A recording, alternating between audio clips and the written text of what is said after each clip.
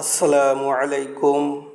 সম্মানিত দর্শক বন্ধুরা, সিয়ামের ভিতরে কি আছে যে সিয়ামের প্রতিদান এত বেশি, এ নিয়ে আজ কিছু কথা বলবো। মুহাম্মদ সাল্লাল্লাহু আলাইহি ওয়াসাল্লামের আগমনের পূর্বে প্রতিটি ধর্মেই সিয়াম ছিল, যদিও সময়ের পরিক্রমায় এর পদ্ধতি ভিন্ন হয়ে যায়। সিয়ামের এই ধারাবাহিকতা এসে পরিপূর্ণতা লাভ করে আল্লাহর সর্বশেষ প্রেরিত রাসূল মুহাম্মদ সাল্লাল্লাহু আলাইহি ওয়াসাল্লাম তার উম্মতের মাধ্যমে। সূরা বাকারার 183 নং আয়াত। এই সিয়াম মানব জাতির উপর সুদূর প্রসারী স্থায়ী প্রভাব বিস্তার করতে সক্ষম হয়েছে। এই ইবাদত আমাদের প্রতিনিয়ত স্মরণ করিয়ে দেয় যে আদম আলাইহিসসালাম জান্নাত থেকে বের হয়ে দুনিয়ার সামান্য ভোগ্য উপকরণ ব্যবহারের যে অনুমতি পেয়েছেন তা কখনোই জান্নাতের অফুরন্ত নিয়ামত অর্জনের পথে অন্তরায় হতে পারে না। তাই প্রতি বছর একটি পূর্ণাঙ্গ মাস মুমিনগণ দুনিয়ার এই ক্ষণস্থায়ী ভোগবিলাস পরিত্যাগ করে নিজেদেরকে সেই চিরস্থায়ী অফুরন্ত নিয়ামতের উপযোগী করে তুলতে চেষ্টা করে। পৃথিবীতে মানুষ এক অনন্য ব্যতিক্রমী সৃষ্টি। সে ফেরেশতাদের মতো নিছক আদেশের অনুগত নয়, আবার পশুর মতো বিবেকহীন লাগামহীনও নয়, বরং মানুষের ভিতরে আছে এক বিশেষ ক্ষমতা। মানুষের রয়েছে স্বাধীন ইচ্ছাশক্তি। এই ইচ্ছাশক্তির সৎ ব্যবহার করে সে ফেরেশতাদের চেয়েও উচ্চ মর্যাদায় আসীন হতে পারে, আবার কুপ্রবৃত্তির অনুসরণে পশুর চেয়েও নিকৃষ্ট স্তরে নেমে যেতে পারে। জৈবিক চাহিদা নিয়ন্ত্রণে মানুষ অন্যান্য প্রাণীর চেয়ে অধিক সক্ষম। বিশেষজ্ঞদের মতে মানব মস্তিষ্কের প্রিফ্রন্টাল লোব, যা চিন্তা ভাবনা সিদ্ধান্ত গ্রহণে প্রধান ভূমিকা রাখে, এটি পশু পাখির তুলনায় অনেক বেশি সুগঠিত আর কার্যকরী। শারীরিকভাবে সংযমী জীব হওয়া সত্ত্বেও মানুষের মাঝে নানাবিধ পাশবিক প্রবৃত্তি বিদ্যমান। এই প্রবৃত্তির দাসত্ব মানুষকে সৃষ্টির সেরা জীব, আশরাফুল মাখলুকাত হওয়া সত্ত্বেও আসফালাস সাফিলিন বা নিকৃষ্ট জীবে পরিণত করতে পারে। সূরা 3-এর 6 নং আয়াত। মানুষের এই আধ্যাত্মিক উত্তরণ বা পতনের অন্যতম নির্ধারক হল তার আত্মসংযমের ক্ষমতা। মুমিনের জীবনে সিয়ামের মতো গভীর, সর্বব্যাপী, কার্যকর আত্মসংযমের প্রশিক্ষণের ক্ষেত্র আর দ্বিতীয়টি নেই।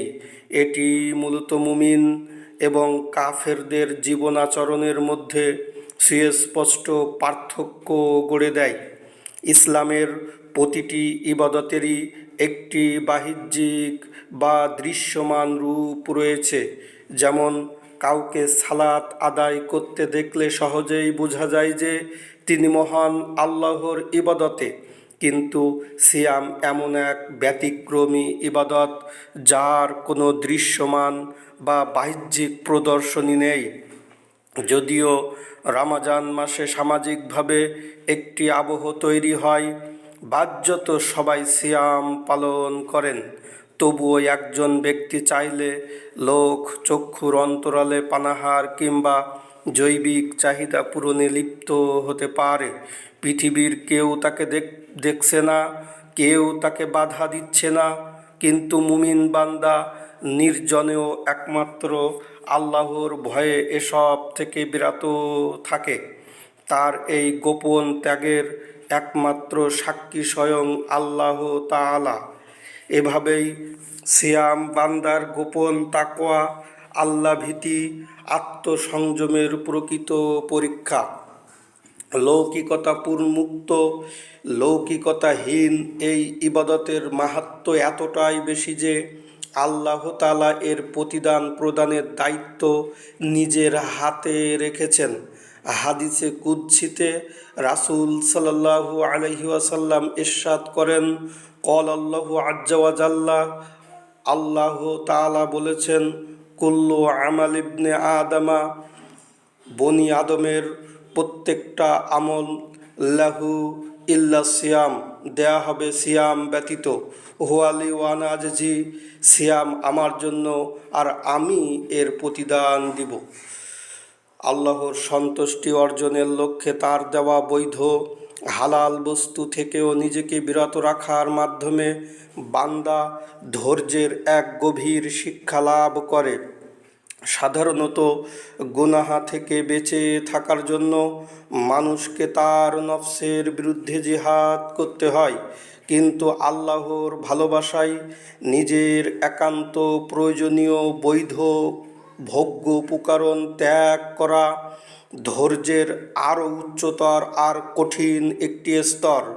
একদিকে পাপ বর্জনের ধৈর্য, অন্যদিকে আল্লাহর সন্তুষ্টির আশায় বৈধ কামনা বাসনা ত্যাগের ধৈর্য। এর মাধ্যমেই মুমিনের ধৈর্য পূর্ণতা পায়। সবর ইমানের একটি মৌলিক উপাদান। আলী রাদিয়াল্লাহু আনহু বলেন, আস-সবরু মিনাল ঈমান বিমানজিলাতির রাসি মিনাল জাসাদ। ইমানের ক্ষেত্রে সবরের অবস্থান তেমন দেহের ক্ষেত্রে মাথার অবস্থান যেমন।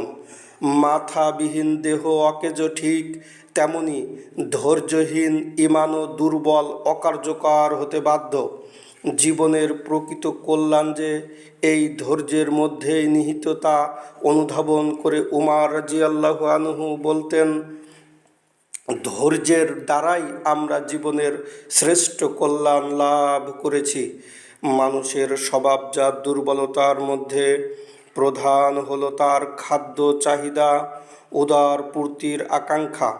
এই চাহিদা মেটাতে গিয়েই মানুষ অনেক সময় দিশাহারা হয়ে পড়ে, রিজিকের সন্ধানে এতটাই মগ্ন হয় যে জীবনের মূল উদ্দেশ্য সে হারিয়ে ফেলে।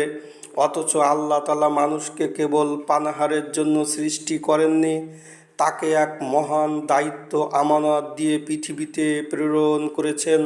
সূরা আহজাবের ৭২ নং আয়াত।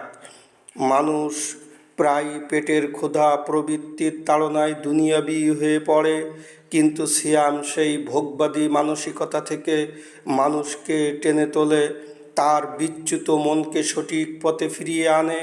সিয়াম পালনের মাধ্যমে মুমিন এই সত্যটি উপলব্ধি করতে শেখে যে খাওয়ার জন্য বেঁচে থাকা নয়, বরং বেঁচে থাকার জন্য খাওয়া।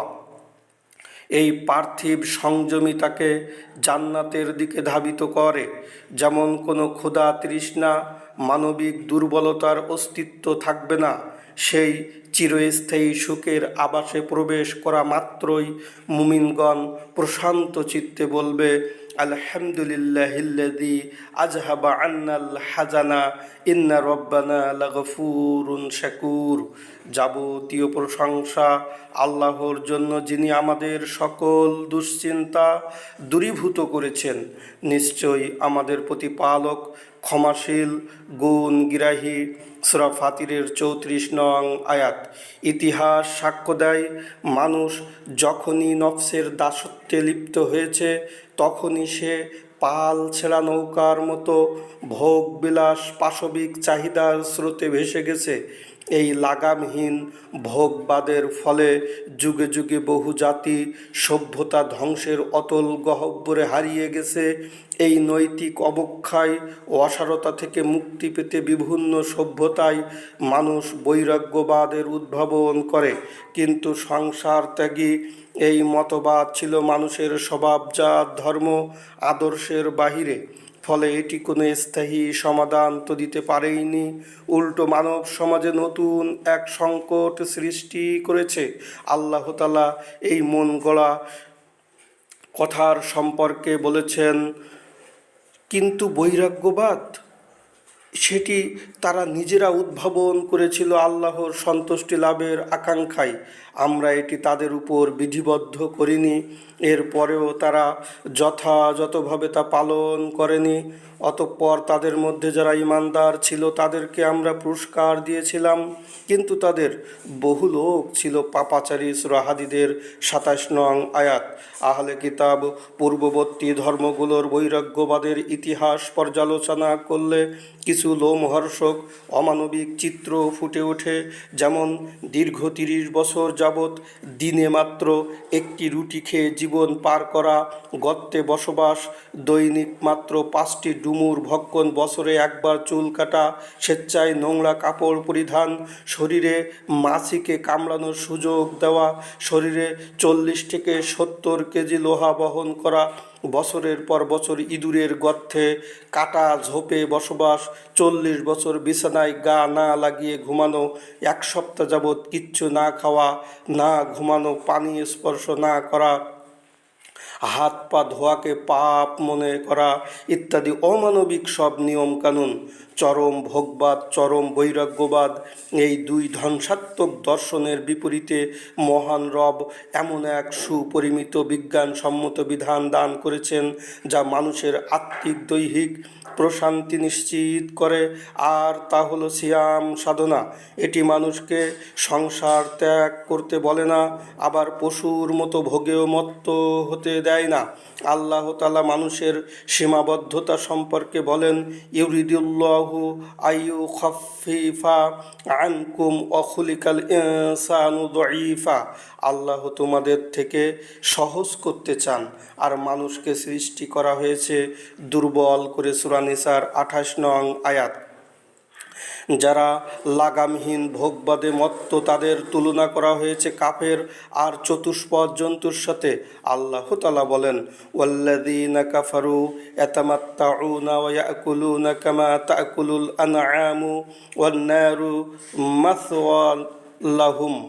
পক্ষান্তরে যারা অবিশ্বাসী তারা ভোগ বিলাসে মত্ত থাকে, চতুষ্পদ জন্তুর মতো ভক্ষণ করে, আর জাহান্নাম হলো তাদের ঠিকানা। সূরা মুহাম্মাদের ১২ নং আয়াত।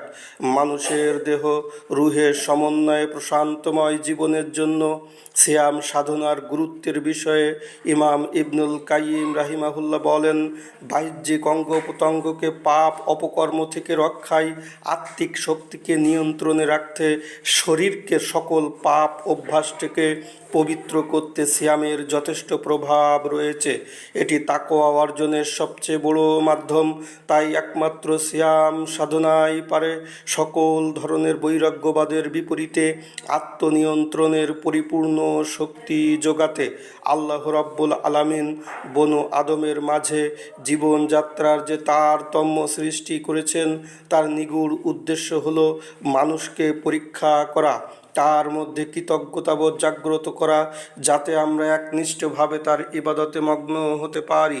সিয়াম সাধনার মাধ্যমেই ধনী দরিদ্রের মধ্যকার খাদ্যের ব্যবধানটি স্পষ্ট হয়ে ওঠে, যা ধনীদের কেবল ক্ষুধার কষ্টই অনুভব করায় না, বরং আল্লাহর সন্তুষ্টি লাভের আশায় অকাতরে দান করতে উদ্বুদ্ধ করে। ফলে সমাজে শ্রেণীগত পার্থক্য থাকা সত্ত্বেও সিয়াম ধনী আর দরিদ্রের মাঝে এক আত্মিক মেলবন্ধন গড়ে তোলে। একই সঙ্গে এই ডিসক্রিমিনেশন রিচ আর পোর উভয়ের জন্য পরীক্ষার কারণ হয়ে দাঁড়ায়। এর মাধ্যমে আল্লাহ তাআলা বান্দাকে যাচাই করেন, টেস্ট করেন, সে আল্লাহর প্রতি কৃতজ্ঞতা যথাযথভাবে প্রকাশ করছে কিনা। অপরদিকে গরিবের সবরের এক্সাম নেন, সে আল্লাহর দেওয়া ফায়সালা ধৈর্য ধারণ করছে কিনা। সিয়াম মুমিনের জন্য পাপ ও পতন থেকে বাঁচার ঢাল হয়ে ওঠে। সিয়ামের এই সাধনায় রয়েছে নিরাপত্তা, জাহান্নাম থেকে মুক্তি, জান্নাতে আবাস গড়ার মহা সফলতা। অ্যাকচুয়ালি যে ব্যক্তি এই বরকতময় মাসেও লাভবান হতে পারল না, সাকসেসফুল হতে পারল না, কিংবা আল্লাহর নৈকট্য অর্জনে ফেল হলো, তার জন্য আর কোনো সুযোগ অবশিষ্ট থাকে না। এ মাসে যে আল্লাহর রহমত পেল সেই সফল, আর যে বঞ্চিত হলো সেই প্রকৃত হতভাগ্য। তাই সালাফদের পদাঙ্ক অনুসরণ করে আমাদেরও একান্ত প্রার্থনা, হে রব, আমাদের রমাজান পর্যন্ত পৌঁছে দিন। এ মাসে অধিক নেক আমল করার তৌফিক দান করুন এবং আমাদের ইবাদতগুলো কবুল করে নিন। আল্লাহুম্মা আমিন।